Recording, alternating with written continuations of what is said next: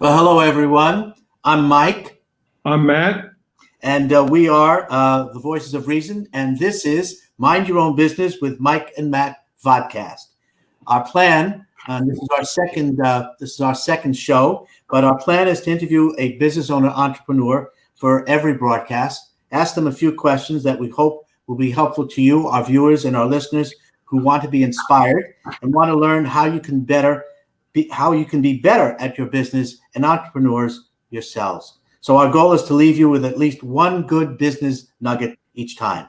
Today we have the pleasure of having Glenn Diehl, founder and president of Exhibits by Genesis. Glenn is a very dear friend of Matt's and mine. We've known him for a long time. We're absolutely delighted to have him on the show. Glenn, welcome, and tell us something about yourself and Thank your you. business.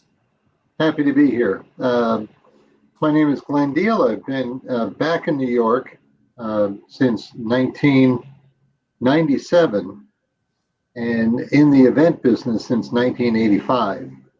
So I started in second grade, and our core business when I got here was strictly the design and fabrication of trade show exhibits. But as you can imagine, over the last 25 years, we have certainly evolved into something much more than that. Well, tell us, what are you doing today?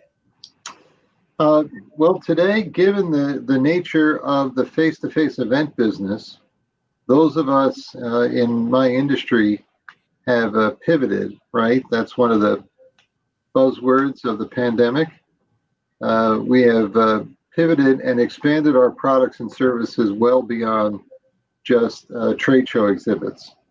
So we continue to provide turnkey services for our clients that we've always done, storage services, etc. But we are now doing not only face-to-face, but virtual events and hybrid events. Well, we're gonna talk about that in a minute. So we're gonna take you back to the past. Matt and I are gonna tag team and ask you a bunch of questions. So I think Matt probably wants to ask you some questions, and then we'll come back and we'll continue the thread. Sure. Just interestingly enough, Glenn, you were on our podcast just a little over 2 years ago. Right. Now, so Right. It's nice to have you back. Thanks. So, Glenn, why did you start your business? Did you see a need in the market, or was it something you wanted to do or needed to do? What gave you that impetus to start? Well, actually, I mean, I got into the industry totally by accident. I was playing the piano in a restaurant and was recruited to. It's true, and was recruited to go into sales, selling trade show exhibits.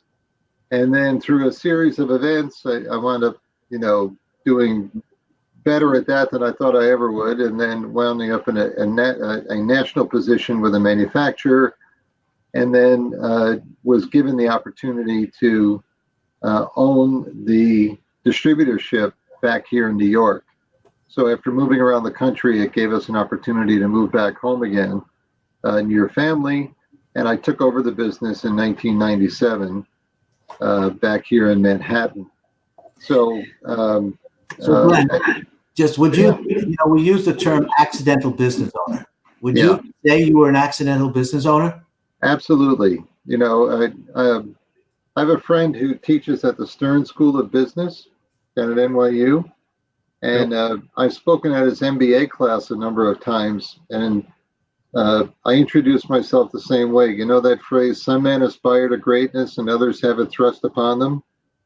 I'm in a third group that it just seemed like a good idea at the time.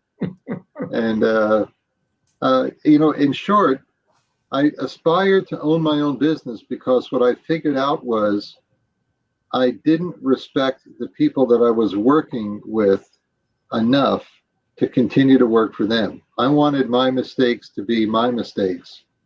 I didn't want to suffer from other people's mistakes. Well, we share that in common. I think Matt and I, who are also classic accidental business owners, and it's exactly the same. That's exactly why I started my first company when I was 28. Yeah. That's why I started my first company when I was 39. So, 10 years ago. yeah. Yeah. So let's go back to, so 2 years ago, you Yeah. were you had made a tremendous switch from being a trade show exhibitor to basically being a face-to-face marketing experiential type of company. And now it's 2 years since then, Mhm. and we're in the midst of this pandemic and COVID. Mhm. What are you doing now? How would you describe your business today? Well, I mean, there's the sort of the marketing positioning where when I go to networking events, I introduce myself as a storyteller. So we help our clients tell their story to their brand constituents. So their customers, prospects, or employees. And what we try and create now are immersive experiences, whether they are tactile in a physical space of any sort, company meetings, road shows, any physical environment, up to and including, rebranding of offices and, making them safe and healthy for people to work in. But then we will also do virtual digital platforms where we will give our clients the tools and the environment so that people can experience in a digital platform, typically over a computer of some sort, um, whatever the brand story that the client wants to tell. And it can be done through interactive virtual exhibits.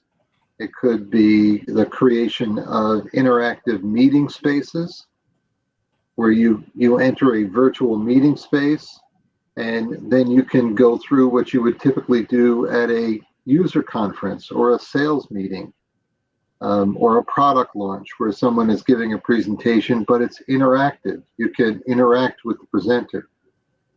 So in the broadest sense, anytime that you need to create an environment to tell your company story, we can help you do that, both from the design, the content creation, and then obviously the deliverables. Matt, I think you have a question for Glenn. Yeah.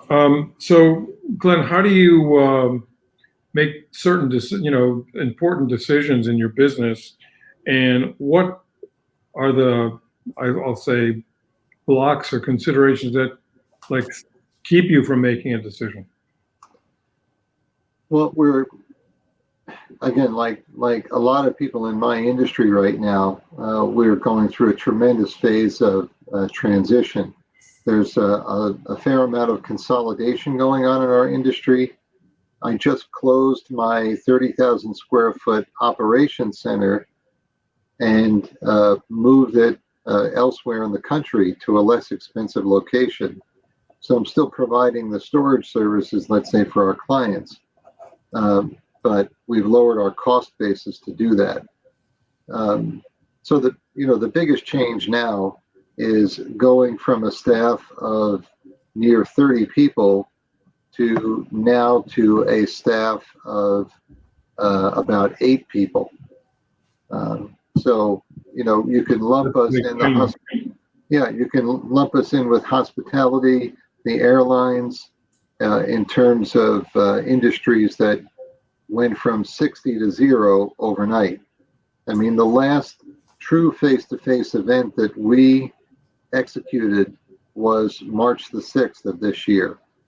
Wow. So we have not done a traditional product launch, mobile tour, company meeting, trade show, whatever, in that time, just because meetings have been literally shut down. So what would you say, Glenn? Sorry, what would you say is your biggest issue or your biggest issues now? Really waiting for the economy to open up again and for the resumption of face-to-face events, because while we are having some success in delivering, these virtual platforms, that is such a new concept for a lot of marketers, for a lot of companies, because it's not a webinar, it's not another Zoom call, God forbid. I mean, it's not just sending somebody to a website. It is truly a different animal, and we're going through a learning curve, both internally and externally, of what that actually looks like, how to use it, what is the proper way to structure it, design it, use it, implement it, distribute it, amongst, let's say, your sales team for them to use it. So that the lag on that learning curve and the absence of tactile events right now is our biggest concern, impacting everything: cash flow, AP and AR. AR is a challenge because most of our contacts are marketing people in companies, and 80% of those have been laid off. So we're spending our time going through our database, still trying to find who's still there, and having meaningful conversations with them. Well, you haven't actually talked about the technology. Is this augmented reality? Mm-hmm. It is. Well, there's a couple of different versions of it. It's not AR, VR in the classic sense, where you don't have to, put on headsets to experience this. This is,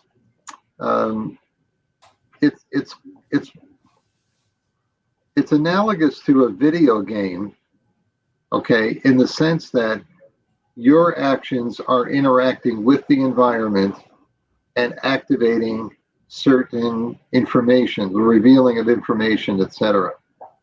So, and what we're finding is it is not, it's not the best platform necessarily for these virtual trade shows. It is, I believe, a much better sales presentation tool, because now you're imagine taking your company catalog or your company website and animating it to make it truly interactive. But there's two ways to then distribute that or put that in front of a customer. If you do it in a passive way, where you simply send them a link and then let them discover for themselves the environment, that's one way to do it. But I think the best way to do it is to visit the space simultaneously with your prospect or customer, and in effect conduct a meeting with them in the virtual environment. So you are stepping them through, as it were. It's like stepping into your brochure or stepping into your website, and now you're touring it together. And that can be done, if done right, I think, a very dynamic experience. But there's a learning curve there, because that's not intuitive. And so, it's this. Actually, let's talk about that learning curve and going through the database. We're looking for, wondering what advice you might give to other people, other business owners who are going through a cataclysmic change in their business. What would be some of the advice that you would give to folks who are having relatively similar experiences as you are? Rather than, what do they say, don't be your own guy in your own box. I think the first thing that you can do is to call a half a dozen of your best clients and listen hard, listen very well, asking them, what keeps them up at night. And then they will tell you, if you have good relationships with them, what their major concerns are right now. And then let that guide, obviously, then what your response would be. I think one of the mistakes that are often made, especially with technology-based companies, is they develop what they feel is like the coolest thing, and then they want to just show that to everybody and hope that somebody is interested in it, rather than doing it inductively, where they really ascertain what the market is looking for. So the first thing I recommend is, survey your marketplace and find out what the real needs are as opposed to what you might think they are. And then, the second step is to take a hard look at what your internal and external resources are to retool your company. And we have let go of some resources that we used to manage internally, and we have discovered some new external resources to deliver product and services to our clients, because we took a step back and said, what does the market need? What is our core competency? And how can we find people where we can complement each other? So we're actually developing a new technology that, and I can't go into a tremendous amount of detail on this, but we found a technology-based company that is creating the next version of AR, VR, for instance. And they have turned to us as sales and marketing people and saying, will you help us bring this to market? So we're taking our core competency and finding what we think is a tremendous new product and application in the marketplace. And we think that could be a very fruitful relationship going forward. You're muted, Mike. Indeed. That's not untypical, right, to mute me, but nonetheless. So let's talk about some of those golden nuggets, because they really are important. Number one is to really, I guess, to figure out what the real needs are. I love your suggestion about calling up your best clients. I didn't even say calling up your worst clients and basically listening to them and asking them that simple question: what's keeping them up at night? That really is fabulous. And they're going to tell you. And then, as you said, let that guide you in terms of now the next step is, what are your core competencies? What are your internal and external resources that you can retool your company? And then, you talked about the new technology, but you also realize that it has its pitfalls. So you really need to examine that very closely. Sure. Matt, what did you hear? I think really looking at your internal, external resources is a key, and thinking about how you can move them around, shift them around, make the company survivable in a time of crisis. Yeah. So, Glenn, what do you think? I know you said that you're waiting for the economy to open up and waiting for face-to-face, but in the meantime, tell us, how exactly are you reaching your audience now, your targets? I mean, we're going back. Well, it's a two-pronged approach. Obviously, you go back to your existing clients and try and present your new face to them and network within those companies. And, we do business with a number of the Fortune 500 companies, so we're working our way department by department through them. But as part of our rebranding that we went through 2.5 years ago, when we first met on the podcast, we now have an international reach.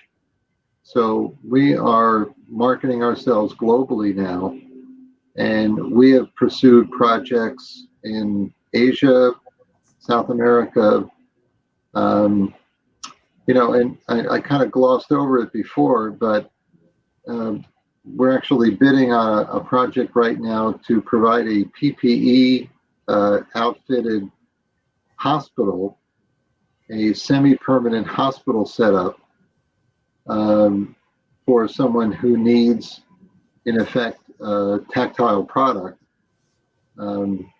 So they anticipate needing something to be in place for the next 4 to 6 months, and they found us on the web. They are not a local company.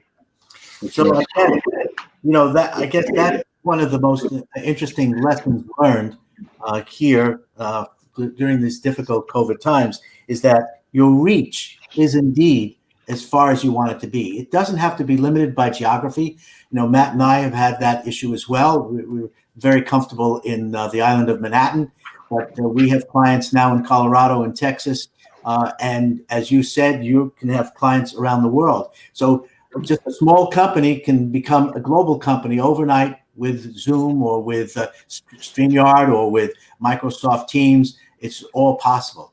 So yeah. I think we're coming to the end of our time, but before we come up with some commercials and stuff, Glenn, is there anything else that you would like to kind of, any words of inspiration that you have for the folks that are listening to this? Because they're going to be seeing you on LinkedIn Live. They're going to see you on YouTube. They're going to see you on Facebook.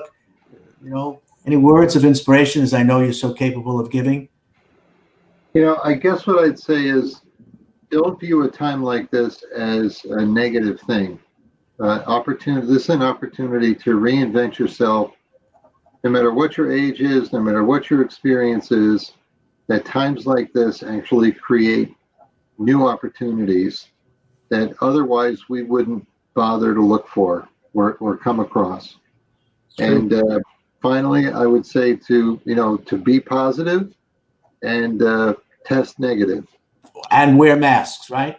And wear masks. So be positive, test negative, and wear masks. Absolutely. So there you have it, everybody. I want you to know that Glenn has been a wonderful friend and business colleague and associate of Matt's and mine. And I know Matt and I feel it's terrific having him on this broadcast. And I think, that one golden nugget is there's always an opportunity to reinvent yourself. That's what business, I think, is all about. There's always that opportunity. So as we end the broadcast, we want to tell you where you can find us. You can find us on our Mind Your Own Business with Mike and Matt on Facebook. You can find us on our Voice of Reason Consulting Facebook page. You can find it right now on my LinkedIn page, Michael Gansl, but you will be able to find it soon on Matt Plociak's LinkedIn page as well, and even on Glenn Diehl's LinkedIn page. So I want to thank you, Glenn, again. I'm Mike.